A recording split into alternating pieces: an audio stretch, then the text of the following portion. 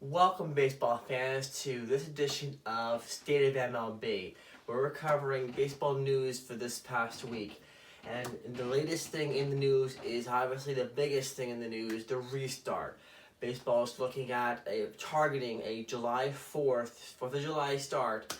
And they're looking at potentially doing, instead of doing these random cities like everything in Arizona, everything in Florida, they're looking to send everybody back to their home stadiums. But as you'll notice, there's 27 cities listed here, and there's 30 teams in the league, which means they're looking at basically taking the safest cities and putting a season around with that. So we're looking at about 27 cities. And at this point in time, both players are anxious to get started because their players have already accepted prorated contracts, which means the longer it takes the season to start, not only are they itching to play ball and to get into some competition to enjoy their craft, but they're also, every day they're not playing, they're not getting paid. Major League Baseball players, minor league baseball players, nobody's getting paid at this point until the games get started because the Players Union agreed to prorated contracts. Having said that, the baseball owners and the baseball league as a whole are also losing a boatload every single day that there are no games during their normal regularly scheduled season.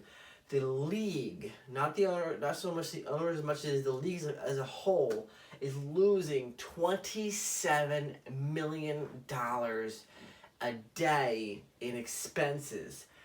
Wow. I mean, if you spent your whole lifetime on a savings plan, you might see $1 million by the time you hit retirement on a regular JOB. But this league is losing $27 million every single day that there are no games. So both the league, the owners, and the players all really, really want to get back. But you have to do this safely. And in that regard comes the safety or health restrictions here. Something that the Players Union and the league have come to accord on is that they're going to provide testing. Now, the league had originally suggested 2 to 3 times a week of doing testing where they can get the results back within 24 hours and do some quarantine as needed.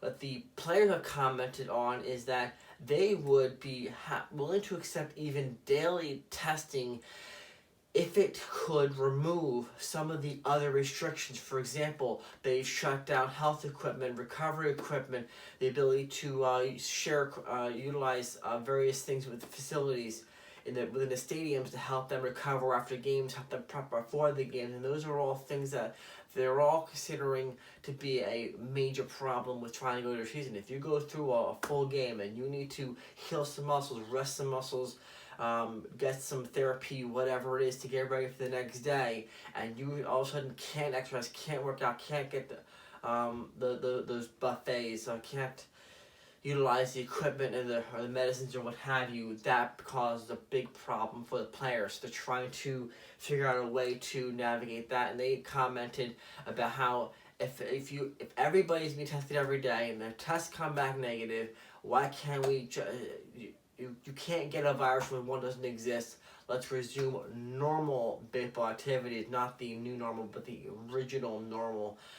And the reason why that's being pushed back on by the health professionals of the league and of the teams is because a virus can come from any number of sources, and if somebody did come up with an infection from somewhere, not necessarily within their players or staff, but somewhere someone comes in contact with somebody who's asymptomatic, and all of a sudden this thing, if you get that spread, it's easier to quarantine if you're exercising, that social distancing, and that precontamination of equipment.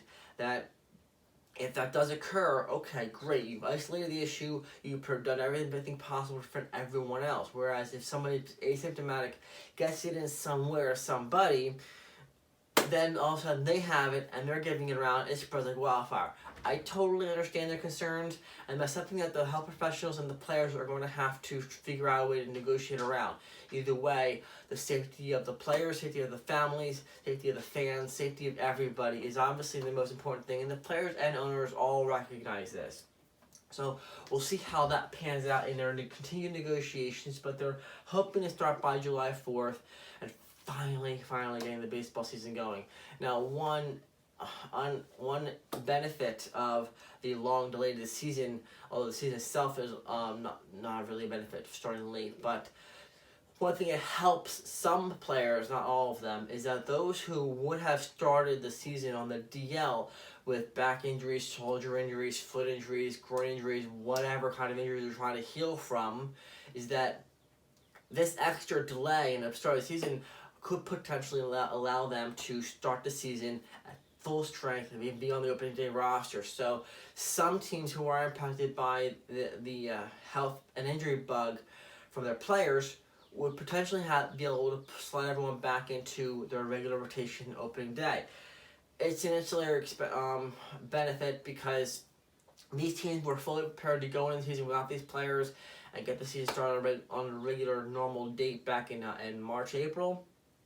And now they're looking at a July start. They're thinking, well, these guys have been nursing injuries and going through rehab since the normal start of the season. Now they're getting better. They're getting into game action, ready to rock and roll. Players on your team may be in this boat. So kudos to them for doing the rehab and getting themselves ready to be able to participate in baseball again.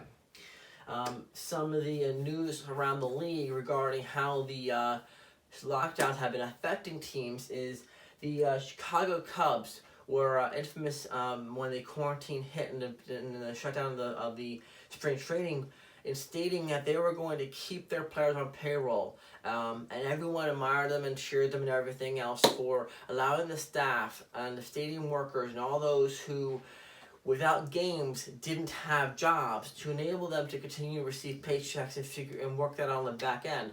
Well, at this point in time, we're now in going on the end of May, going into June, and the Cubs have gotten to the point where they've had to furlough those staff. And the executives in baseball operations, like the Epstein, for example, with whom are continuing to remain on payroll, have agreed to accept a substantial pay cut to their salaries. Granted, how substantial is it if you have a $10 million a year salary and you take a 50% pay cut? Sure, the percentage is high, but you're still making about $50 million a year. It's like, I understand trying to make good faith and throw one into the team there. You're going to take a pay cut. That's honorable. It's admirable. I appreciate it. At the same time, it's not like you're taking a pay cut down to the level in which your stadium workers would have had a full salary here. You're still living a very healthy salary here, even with the pay cut. However, at the same time, I do give them credit because taking any pay cut in the interest of your team and of the sport is definitely a much better choice than not taking anything at all. Because you're not required to, and they have the ability to just cut all those salaries of all the people they put on furlough and let go until the season begins, and those people are really hurting to pay their families. So it's good that they did take the pay cut at all. I just wish that they would take. I remember that TV show where that undercover boss, where he went in and the Cubs were actually before Epstein came in here, the Cubs owner did this, and they got a first-hand view of what their players or their staff have to deal with. And I feel like if they had a better sense as to what their staff deal with, despite that episode, that they might have been able to come up with some better arrangements here. However, it is what it is. These are the executive decisions they made, and you live and let live. And to conclude this week's updates, I wanted to end with an amusing story. All 30 baseball owners are obviously at least millionaires, and some of them are billionaires. So having cash flow in their bank is clearly not an issue for most of these players. Now, I realize that being a billionaire or a millionaire does not mean you have that much net cash on you. I get that. A lot is in assets, a lot is in revenues. On paper, you're a millionaire or a billionaire. I get that. At the same time, you have an owner that has defaulted on his rent. Can you believe that? He's actually in legal battle with the city of Oakland over the monthly rent of Oakland Coliseum. I saw that. I just laughed out loud. I'm like, dude, really? You can't pay your rent? You're the only owner in the league that made headlines for failure to pay rent on your building. Oh my goodness. If that doesn't make you laugh out loud, I don't know what does. It looks about him, and I'm sure they'll work it out. But from a baseball fan, on the outside looking in, that is just hysterical. He couldn't pay his bills. Oh my goodness. He filed for COVID relief to put a pause on the rent to make it up later when the season began, claiming that the inability to play games and generate any revenue prevented his ability to pay his rent, and therefore was asking for an extension on the bill. He's not saying he won't pay. He's just saying, I'll pay it later. I just can't help but laugh, because what about the other 20 teams in the league? I mean, none of them made headlines on this. If they have rent, they're paying it. Are you kidding me? You can't pay your rent. Oh my goodness. Oh my goodness. So, on that note, it's hilarious. I hope you find this as amusing as I do. If you just happen to come across this video, please hit like and subscribe. It greatly helps the channel. I would love to hear all your thoughts and opinions upon these news about the restart of the season, about the players' cuts, and the furlough of the staff, and the stadium rent issue, and any other issues that come across in the baseball news you've heard about that I didn't mention here today. Please feel free to bring it up. I would love to have banter with you. I miss baseball more than right now. It's crazy. I'm so starved for baseball. Even the baseball movies aren't doing it anymore. Oh my goodness. So thank you all for watching. I greatly appreciate your patronage. Please hit like and subscribe. And until next time, have a great day. Take care.